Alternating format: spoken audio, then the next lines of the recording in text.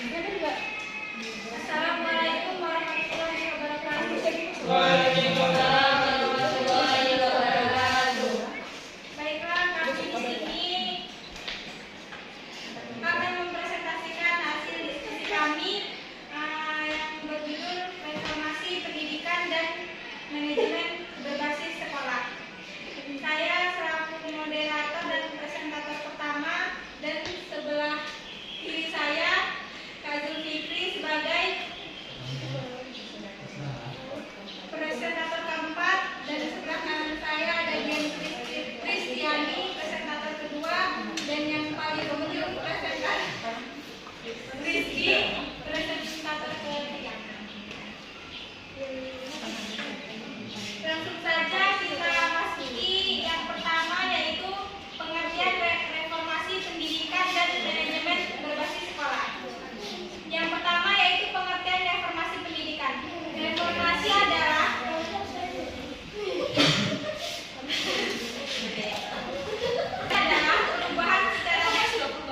perubahan secara drastis untuk perbaikan dalam suatu masyarakat atau negara. Sedangkan pendidikan diartikan sebagai proses pengubahan sikap dan tata laku seseorang atau kelompok orang dalam usaha mendewasakan manusia melalui upaya pengajaran dan pelatihan. Sehingga reformasi pendidikan dapat diartikan sebagai usaha atau proses perubahan sistem pendidikan yang ditunjukkan untuk memperbaiki kualitas pendidikan suatu daerah atau negara. Selanjutnya akan disampaikan oleh yaitu pengertian MBS atau manajemen berbasis sekolah. Manajemen berbasis sekolah atau sering disingkat MBS merupakan bentuk otonomi manajemen pendidikan pada suatu pendidikan yang dalam hal ini kepala sekolah dan guru dibantu oleh komite sekolah dalam mengelola kegiatan pendidikan. Manajemen berbasis sekolah merupakan suatu terjemahan dari school based management atau SBM adalah suatu pendekatan politik yang bertujuan untuk merancang kembali pengelolaan sekolah dengan memberikan kekuasaan kepada kepala sekolah dalam upaya perbaikan kinerja sekolah yang mencakup guru, siswa, kepala sekolah, dan meningkatkan partisipasi masyarakat. Yang B, tujuan reformasi pendidikan dan MBS atau manajemen berbasis sekolah.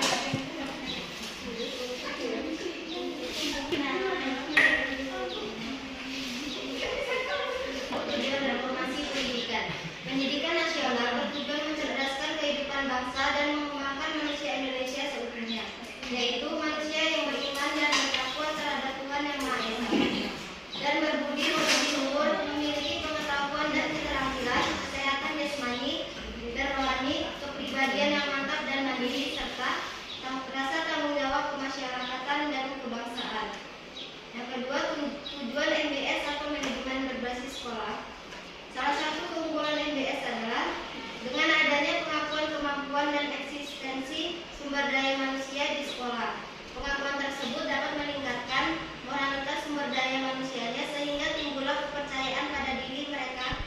Dampak selanjutnya adalah dimilikinya rasa tanggung jawab yang besar akan setiap perbuatannya di sekolah. Yang C, latar belakang reformasi pendidikan. Reformasi pendidikan yang diawali dengan kebijakan otonomisasi pada satuan pendidikan dan berujung pada perluasan kewenangan guru dalam mengembangkan pembelajaran yang digerakkan sejak lahir pada abad ke-20. Telah berpenetrasi pada semua aspek pendidikan. Bahkan Peraturan Nomor 19 Tahun 2005 tentang Standar Nasional Pendidikan atau SNP mengamanahkan untuk dilakukan standarisasi 8 aspek pendidikan, yakni isi kurikulum, rumusan kompetensi kelulusan pendidikan, pendidik dan tenaga kependidikan, proses pembelajaran, sarana dan prasarana pendidikan, pembiayaan, penilaian, dan pengelolaan. Selanjutnya yang D, yaitu strategi implementasi MBS. Yang pertama, ada tiga strategi, yaitu penyiapan konsep MBS, Yang kedua, tahap pelaksanaan. Yang ketiga, evaluasi dan perbaikan. Yang E, kondisi reformasi pendidikan saat ini. Dikarenakan adanya perkembangan zaman yang lebih modern, seperti kemajuan ilmu dan teknologi yang dapat meningkatkan kualitas taraf hidup, serta berdasarkan tujuan reformasi pendidikan. Tentunya bangsa Indonesia dituntut untuk melakukan reformasi dan pembaruan nilai sistem pendidikan yang telah dijalankan. Reformasi pendidikan nasional di Indonesia sendiri harus berdasarkan landasan yuridis. Landasan pendidikan di Indonesia atau landasan yuridis pendidikan bersumber dari Undang-Undang Nomor 20 Tahun 2003, Pancasila dan Undang-Undang Dasar 1945 menurut Saputra dan kawan-kawan. Pembaruan-pembaruan yang dilaksanakan mencakup sistem pendidikan seperti kurikulum dan perangkat penunjang pendidikan, struktur pendidikan serta tenaga kependidikan. Baiklah, itu tadi hasil presentasi dari kelompok kami. Selanjutnya sesi game dan pertanyaan. Sesi game. Gamenya adalah keliling dunia. Gamenya keliling dunia. Dulunya akhir dan awal.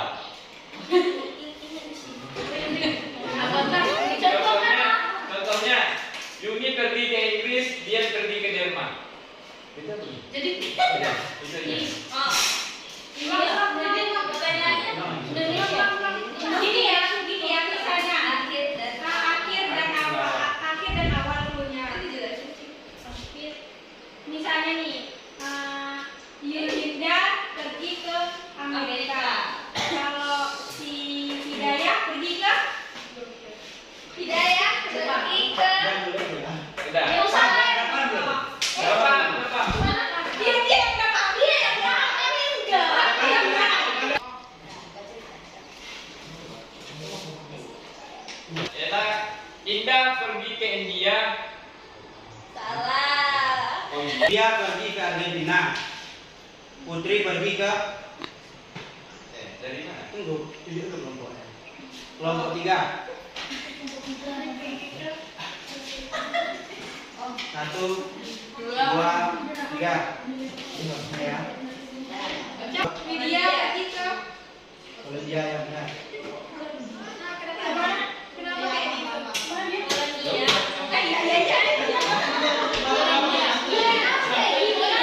Perhatikan dulunya ya, akhir dan awal. Kita keliling. Gamenya keliling dunia. Triska pergi ke Amerika. Rose pergi ke kelompok 4. 2, 3.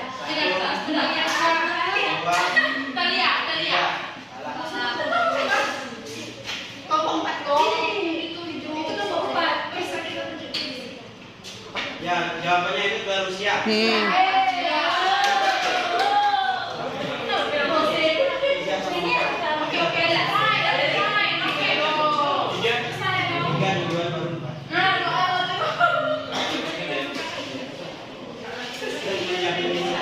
Pertanyaan untuk kelompok 3. Mengapa perlu reformasi pendidikan dalam dunia pendidikan? Mengapa perlu reformasi pendidikan dalam dunia pendidikan? Untuk kelompok 4. Bagaimana pelaksanaan pendidikan di era reformasi? Bagaimana pelaksanaan pendidikan?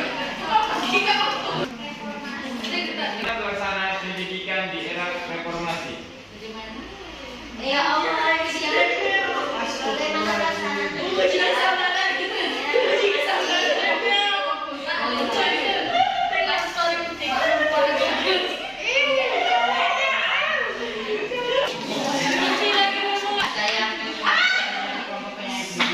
mengutamakan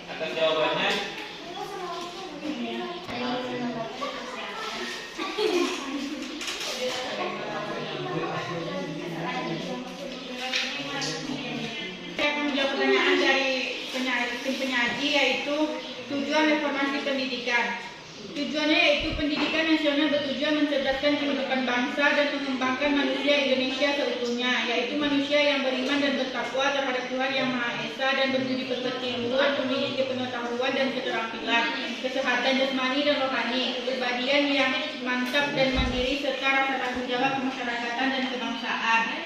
Adapun tujuan lainnya yaitu untuk menciptakan pendidikan berkualitas, merata, dan terjangkau. Terima kasih kepada kelompok tiga. Maka dari kelompok lain ada yang ingin menambahkan atau menambahkan pendapat? Baik, masuk ke game berikutnya yaitu cluenya huruf ketiga.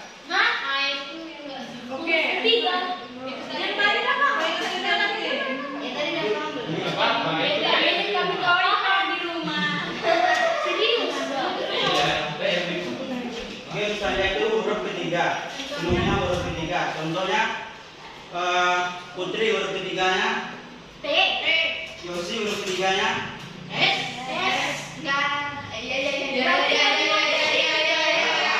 paham? Paham kan? Widya huruf ketiganya D, Ali huruf ketiganya I. Nah, kalau Yulinda, ya betul.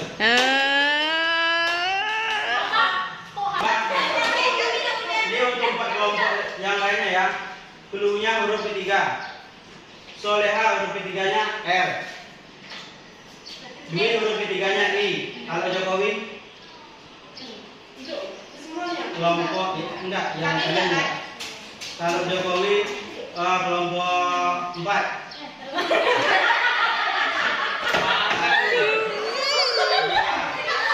Yang keempat. Salah. Tiga. Salah. Ekstra.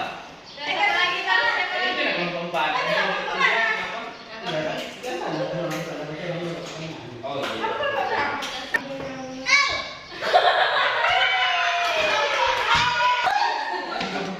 Keempat.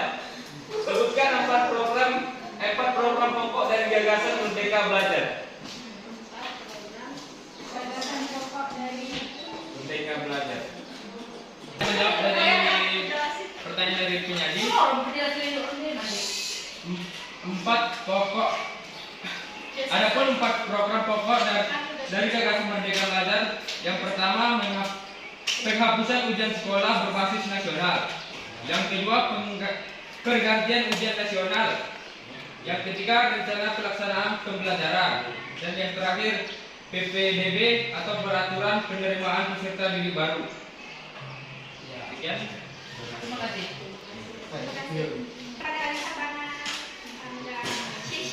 Contohnya itu misalkan Dian pergi liburan ke Pekanbaru, mengajak 3 orang. Yang pertama Hidayat, yang kedua Ali, yang ketiga siapa? Iya. Jadian. Salah, orang ketiganya Anda. Kan Cluenya jangan lupakan orang ketiga.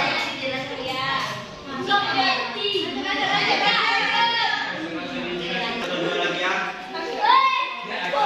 Ya, adalah liburan ke Bali, mengajak 3 orang. Yang pertama Yosi, yang kedua Alimatul, yang ketiga siapa? Kelompok 1. Satu. 2. 3. Ya, cluenya jangan lupakan orang ketiga. Ali liburan ke Samarinda, mengajak 3 orang. Yang pertama Rose, yang kedua Marni, yang ketiga siapa? Kelompok 5. Yang pertama Rose, yang kedua Marni, yang ketiga siapa? Kelompok 5. 1, 2. Tani. Salah. Oke, habis. Jawabannya orang ketiganya Rani. Cluenya kan jangan lupakan orang ketiga. Menurut kalian, keuntungan apa yang didapat? Menurut kalian, keuntungan apa yang didapat dari penerapan MBS, manajemen berbasis sekolah? Keuntungan apa yang didapat? Dari penerapan MBS. 5. Jelaskan secara singkat tentang tahapan pelaksanaan MBS.